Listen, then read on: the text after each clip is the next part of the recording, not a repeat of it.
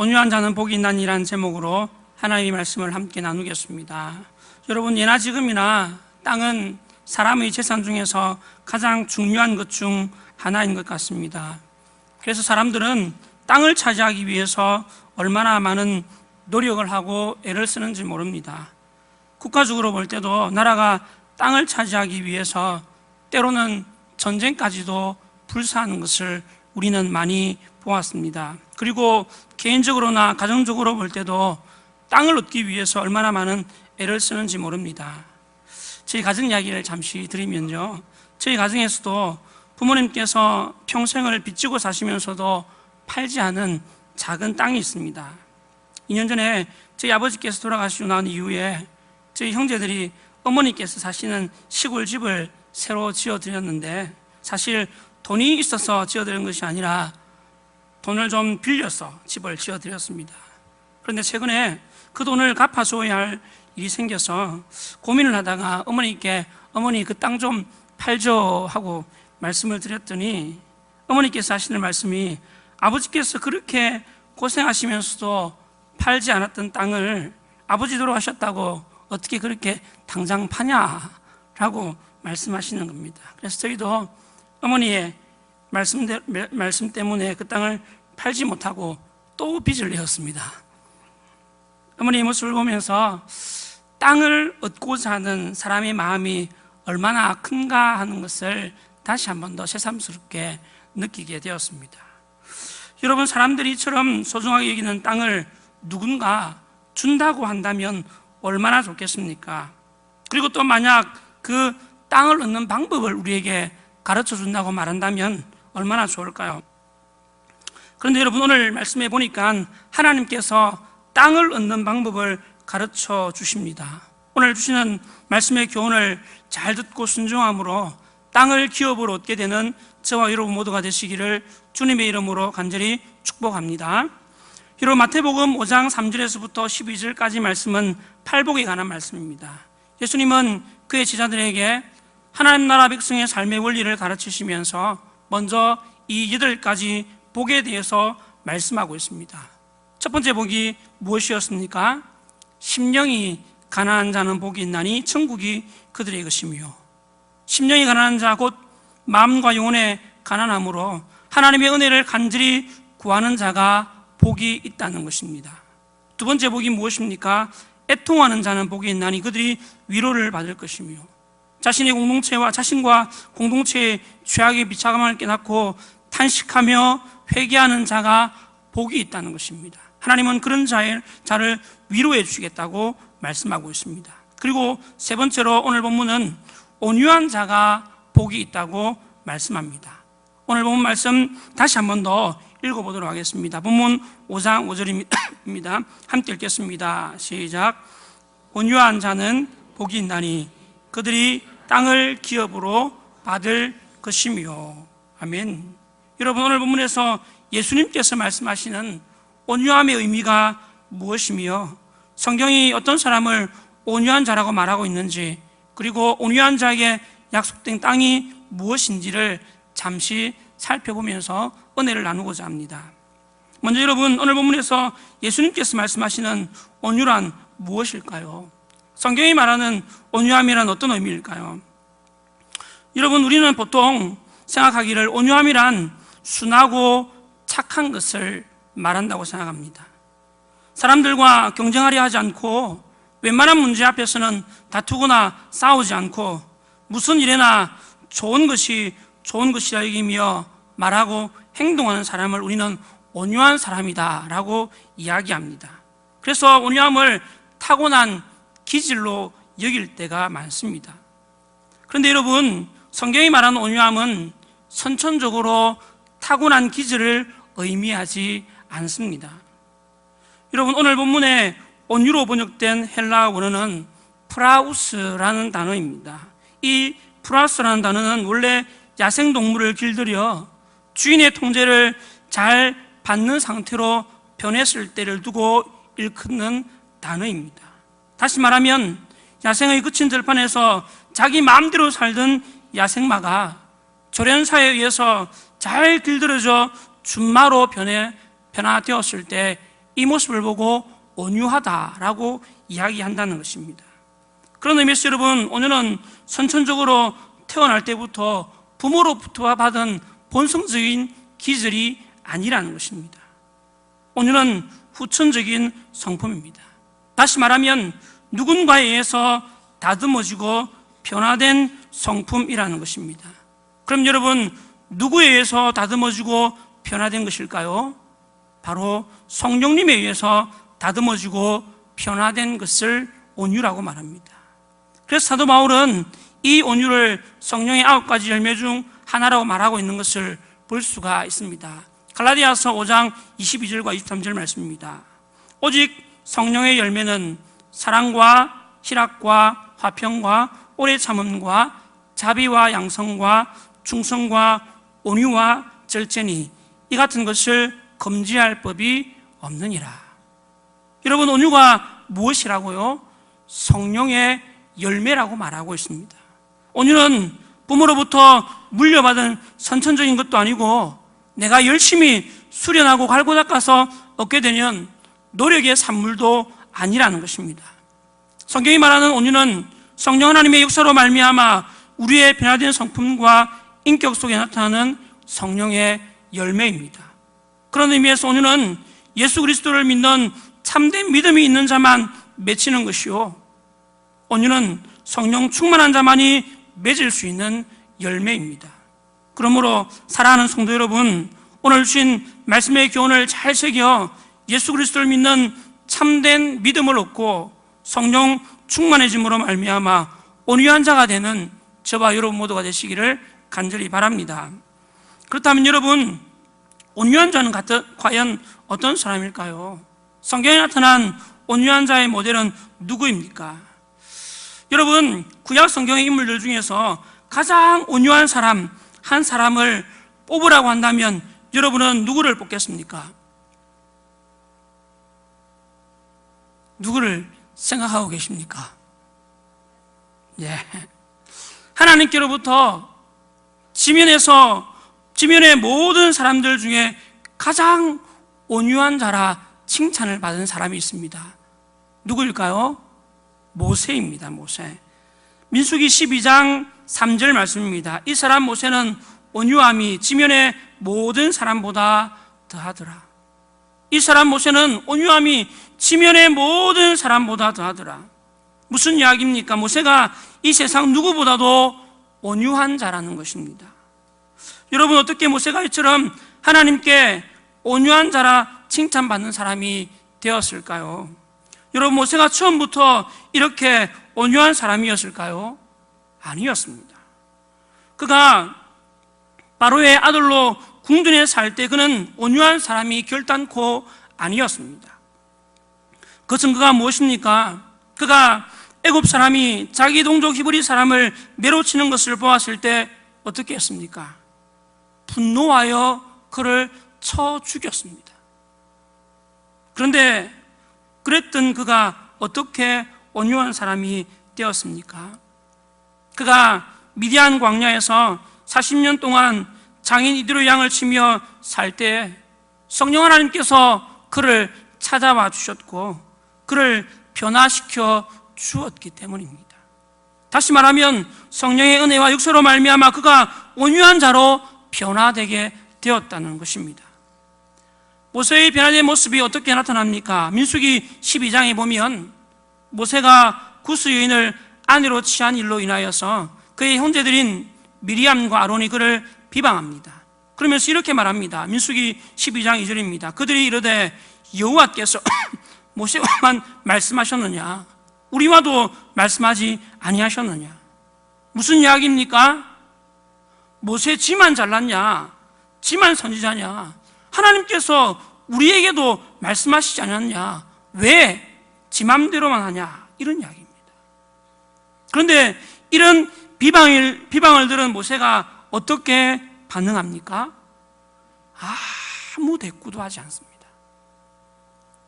수많은 이스라엘 백성들 앞에서, 그것도 자기 형제인 미리암과 아론이 그를 비방할 때 그는 아무 대꾸도 하지 않습니다. 하나님께서 모세의 이와 같은 모습을 보시고 하셨던 말씀이 민수기 12장 3절입니다. 이 사람 모세는 온유함이 지면의 모든 사람보다 더하더라. 여러분, 당시 출애굽한 이스라엘 백성들 사이에는 히브리인뿐만 아니라 애굽에 살고 있던 다른 민족들도 함께 나왔습니다.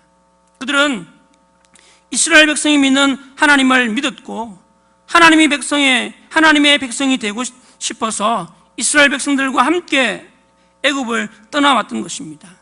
그 사람들 중에 구스 여인, 곧 흑인이었던 이 여인도 함께 포함되어 있었던 것입니다. 모세가 아내의 십보라가 죽고 난 이후에 이 구스 여인을 아내로 취하자 당시 모세와 함께 이스라엘 백성들의 지도자 역할을 하던 이 미리암과 아론이 이 흑인 여인을 아내로 맞이하는 모세의 모습을 보고 그것이 싫어서 그를 비방했던 것입니다. 모세는 그들의 비방에 대꾸하고 반박할 수 있었지만 아무 말로도 대꾸하지 않았습니다. 그래서 하나님께서 미리암과 아론을 불러서 그를 책망하시고는 그들에게 진노하심으로 미리암의 몸에 나병이 걸리게 하셨습니다. 그런데 여러분, 미리암의 몸에 나병이 걸리자 모세가 어떻게 합니까? 모세가 미리암을 위하여 부르짖어 기도합니다. 민수기 12장 13절 말씀입니다. 모세가 여호와께 부르짖어 이르되 하나님이여 원하건대 그를 고쳐 주옵소서. 모세가 여호와께 부르짖어 이르되 하나님이여 원하건대 그를 고쳐 주옵소서. 여러분, 우리 같으면 어떻게 하겠습니까? 잘 됐다, 나를 비방하고 나를 힘들게 하더니 꼴 좋다, 그렇게 여기며 벌 좀 받도록 내버려 두지 않겠습니까? 그런데 모세는 어떻게 합니까? 비록 자신을 비방했던 누이였지만 그녀를 위해서 곧바로 부르짖어 기도합니다.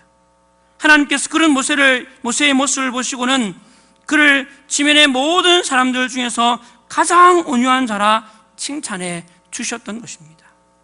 그리고 여러분, 또 한 사람, 구약의 인물들 중 온유한 사람을 뽑으라고 한다면 저는 다윗을 뽑겠습니다.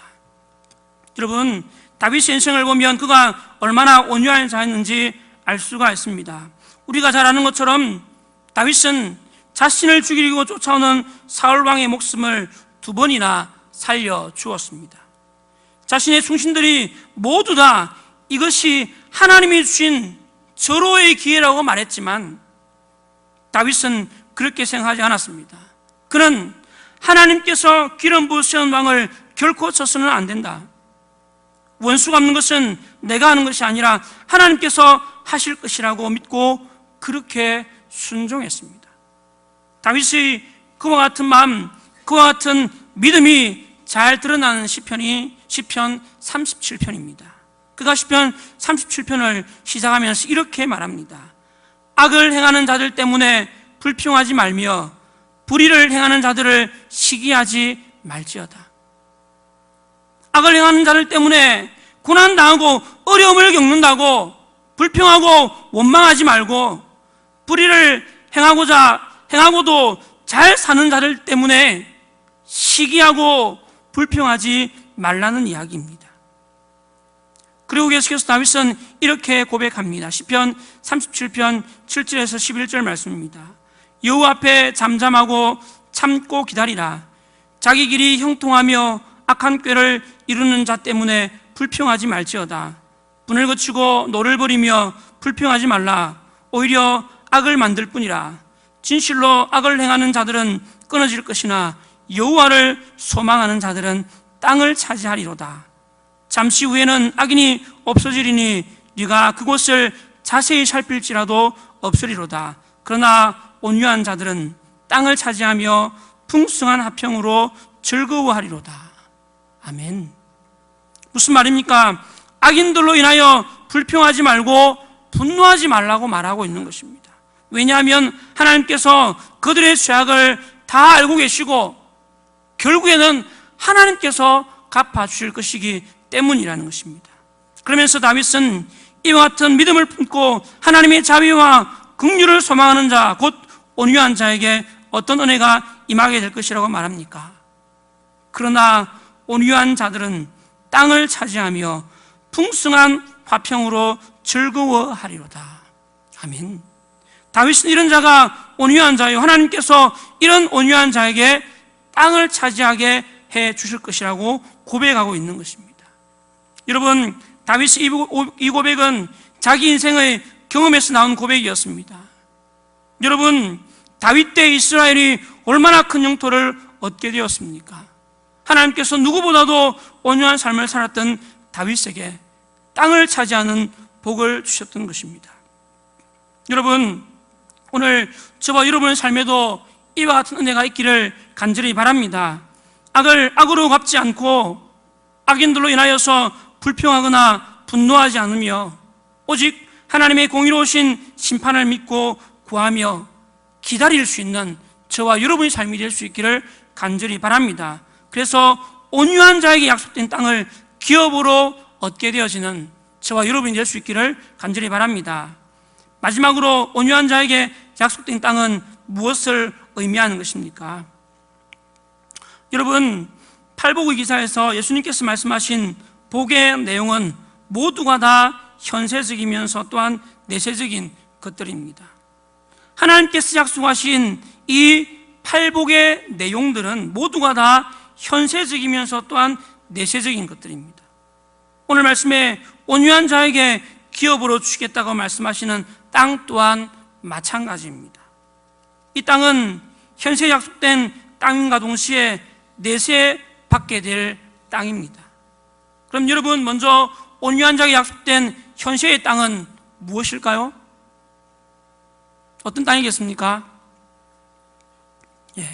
우리가 좋아하는 그야말로 그 땅입니다. 그것은 그야말로 이 땅에서, 이 세상에서 땅 또는 재물을 의미합니다. 하나님은 어떤 고난과 어려움 속에서도 원망, 불평하지 않고 악을 악으로 갚지 않으며 오직 하나님만을 믿고 의지하며 순종하는 자, 곧 온유한 자에게 이 세상의 땅을 기업으로 주시겠다고 약속하셨습니다. 여러분, 그 증거가 무엇입니까? 구약 성경에 기록된 대부분의 믿음의 사람들이 다 온유한 사람들이었고 그들이 다 그 증인들입니다. 여러분, 아브라함을 보십시오. 그가 본토 친척 아버지 집을 떠나 하나님의 약속의 말씀을 믿고 나아갔을 때 그는 땅을 기업으로 얻었고 많은 재물을 얻게 되었습니다. 또한 이삭도 마찬가지입니다. 그가 믿음으로 하나님의 말씀에 순종하는 삶을 살았을 때 그는 비록 대적들에게 쫓겨다녔지만 파는 곳마다 우물이 터지는 은혜를 얻었고 100배의 결실을 얻는 풍성한 복을 받았습니다. 그리고 또한 야곱도 요셉도 마찬가지이지 않습니까?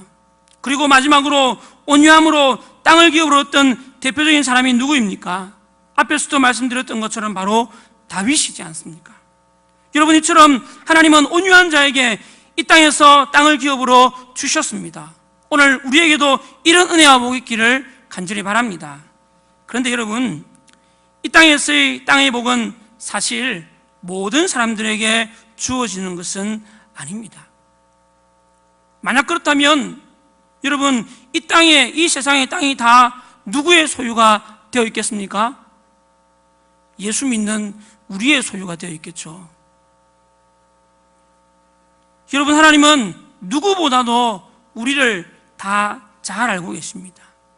그러므로 그것을 받았을 때 복이 될 만한 사람에게만 그와 같은 복을 주신다는 것입니다. 혹 하나님께서 주셨는데 그것 때문에 하나님을 떠나고 하나님을 모른다고 말한다면 그것이 무슨 복이 되겠습니까? 그러므로 여러분, 혹시 이 땅에서 땅을 얻지 못한다 하더라도 너무 실망하지 마시기를 바랍니다. 내가 이 세상의 땅을 받을 만한 그릇이 아직 준비되어 있지 않는구나 여기며 이 땅의 땅이 아니라 영원한 땅, 참된 행복과 기쁨을 얻게 될 땅을 사모할 수 있는 저와 여러분이 되시기를 바랍니다. 여러분, 그런 의미에서 온유한 자 모두에게 주어지는 땅이 있습니다. 그 땅은 영원한 땅, 참된 행복과 기쁨을 얻게 하는 땅입니다. 그 땅은 이 세상에서 얻는 것이 아니라 이 세상을 떠난 이후에 얻는 땅입니다. 여러분, 그 땅이 무엇입니까? 바로 천국입니다. 하나님의 나라입니다. 예수 그리스도를 믿는 사람이라면 한 사람도 빠짐없이 가게 될 하나님의 나라, 곧 천국이 하나님께서 우리 모두에게 주실 영원한 기업이라는 것입니다. 여러분, 천국에서도 땅이 있다는 사실을 알고 계십니까? 여러분, 천국에서도 땅이 있습니다. 예수님은 여러 번 그의 제자들을 비유로 가르치시면서 천국에서 얻게 될 상급과 함께 땅에 대해서 말씀하고 있는 것을 볼 수가 있습니다. 누가복음 19장에 보면 예수님께서 머나 비유를 하시면서 왕에게 받은 한 머나로 10머나를 남기고 또 한 머나로 5머나를 남긴 자에게 이렇게 약속하시는 것을 볼 수가 있습니다. 누가복음 19장 17절 말씀입니다. 주인이 이르되 잘하였다 착한 종이여, 네가 지극히 작은 것에 충성하였으니 10고을 권세를 차지하리라 하고, 네가 지극히 작은 것에 충성하였으니 10고을 권세를 차지하리라 하고, 또한 19절에서도 이렇게 말씀합니다. 주인이 그에게 이르되 너도 5고을을 차지하리라 하고. 여러분, 천국에 차별이 있을까요? 없을까요? 천국에 차별이 있을 것 같습니까? 없을 것 같습니까? 목사님, 천국에 차별이 있으면 그가 천국입니까? 지옥이죠. 여러분, 성경을 잘 읽어보십시오. 예수님의 말씀은, 예수님의 많은 비유들의 말씀을 읽어보면 그것을 이야기하고 있는 것을 볼 수가 있습니다. 우리가 이 땅에 생한 것을 통하여 천국에서 각각 그에 따른 상급을 주시겠다고 말씀하십니다. 여러분, 만약 그런 것이 없다면 왜 예수님께서 한 번, 두 번도 아니고 그렇게 여러 번 말씀하고 있겠습니까? 저는 천국에도 반드시 차별이 있다고 생각합니다. 그러나 천국에서의 차별은 이 땅에서처럼 서로 비교하거나 차별을 차별로 여기지 않는 것입니다. 여러분, 이 땅에서의 차별이 왜 고통이고 아픔입니까? 서로 비교하기 때문입니다. 차별됨을 우리가 스스로 느끼고 비교하여 부끄럽고 또는 시기하기 때문에 그것이 고통스러운 것이 되고 마는 것입니다. 그런데 여러분, 천국에서의 차별은 결코 비교되는 것이 아닙니다. 결코 그것을 차별로 또한 느끼지 않는다는 것입니다. 하나님께서 우리의 삶을 각각 판단하시고 그에 따라 각자에게 주시는 것에 대해서 모두가 다 자기가 받은 것에 대해서 감사함으로 받고, 또한 모두가 다 자기가 받은 것을 다른 사람들과 비교해서 적게 받았다고 부끄러워하거나 시기하지 않으며 다른 사람들보다 많이 받았다고 해서 교만하거나 우쭐대지 않는다는 것입니다. 모두가 받은 것에 대해서 만족하며 하나님께 영광을 돌리며 사는 곳, 그것이 바로 천국입니다. 그러므로 사랑하는 성도 여러분, 천국에서 얻게 될 땅을 더욱더 사모하며 사시는 저와 여러분이 되시기를 간절히 바랍니다. 이 세상에서 땅은 아무리 붙잡고 살아도 육신의 죽음 앞에서 모두가 다 내어 놓아야 합니다. 아무리 가지고 가고 싶어도 가지고 갈 수 없습니다. 그러나 천국에서의 땅은 영원합니다. 사라지지 않습니다. 참된 행복과 기쁨을 주는 것입니다. 그러므로 사랑하는 성도 여러분, 성령 충만함으로 말미암아 온유한 자가 되어 땅을 기업으로 얻게 되어지는 저와 여러분 모두가 되시기를 간절히 바랍니다. 그래서 하나님 나라에서 참된 행복, 영원한 기쁨을 누리며 하나님과 살아가게 되어지는 저와 여러분의 삶이 될 수 있기를 주님의 이름으로 간절히 축원합니다. 아멘. 기도하겠습니다.